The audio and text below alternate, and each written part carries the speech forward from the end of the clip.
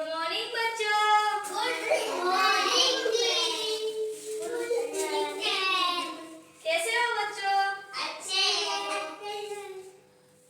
आज पता है हम क्या करेंगे? आज ना मैं आपको ना कहानी सुनाऊंगी।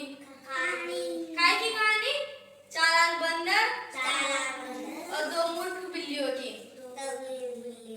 फिर तुम्हें नाटक भी करना है उनपे, ठीक है? करोगे ना? कौन सी कहानी है? बिल्लियाँ। एक बंदर और दो बिल्लियाँ। हाँ, सुनिए कभी कहानी। सुनिए ना? हाँ सुनाओ। बैठ जाओ।